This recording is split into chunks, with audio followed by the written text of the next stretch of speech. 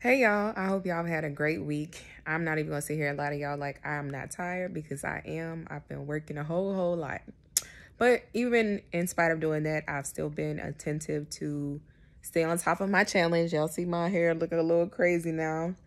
I've also still been doing everything I need to do to take care of me, which I'm just really grateful for because had I not been intentional to have my shakes, have my smoothies, and had I had a whole lot of the wrong foods around me, the first thing to go this week would have been my diet, because the first thing to go when you're stressed is your diet.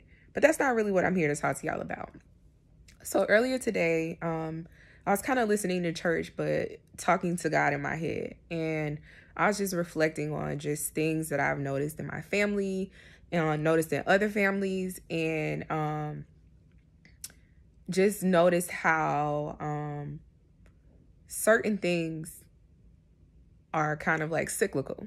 So in the Bible, it talks about the sins of the father falling upon the son.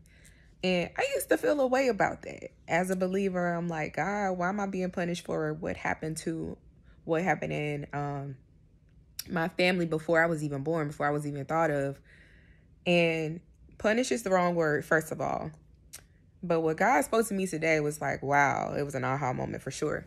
And so what I came to realize is that the way the sins of the father fall on the son is when the father has unresolved issues from their own childhood, which results in them, well, it affects and impacts how they parent their children. It's also like things that a parent has not chosen to deal with or to heal that affects the children. And it's just like a cascading effect, like a domino effect. How you were raised affects how you raise your children. How you raise your children will affect and impact how they raise their children. And I think that's why it's so beautiful how God, personally for me, and I know for a lot of other people, how God has been inviting us to heal those generational wounds, so that way the trauma stops, the wounding or the hurt stops. We can build on and continue to drive out healthy relationships for our children because we've done the work necessary to address and uproot any trauma. And whatever that trauma may be, whether it's adultery, divorce, some medical illness, some other tragic loss, whatever the case may be, that thing has the power to affect generations. Because if we don't take hold of the things that we're dealing with right now, it's going to come across some other way. Like if you don't take care of your health and you demonstrate unhealthy patterns and habits to your children, because children learn by imitation and repetition. So they imitate what you're doing and they continue to repeat it. Therefore, it becomes a habit and a pattern in their own lives. So using food again as the example, if you have unhealthy eating habits and your child sees that, they're going to think that's normal and they're going to continue that.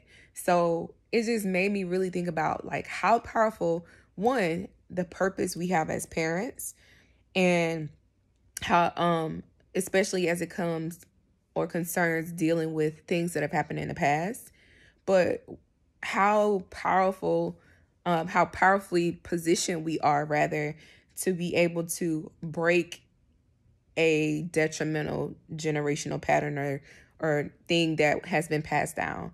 So I really want you to think about that as you go into this week. What things that you saw growing up or what things that you witnessed growing up have you unconsciously come into agreement with and unconsciously repeated?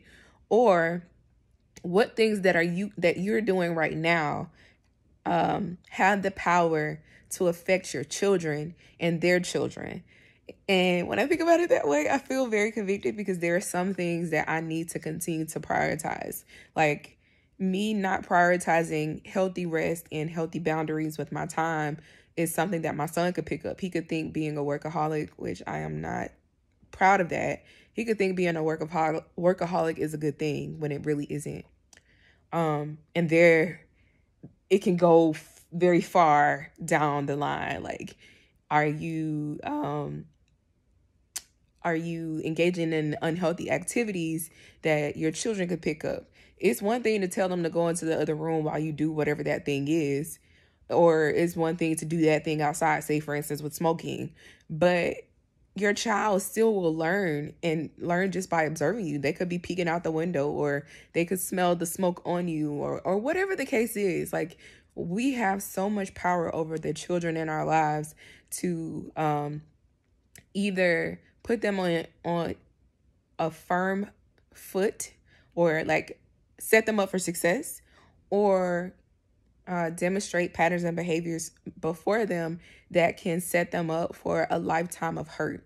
Now, granted, I want to point out here the biggest factor in all of this is free will.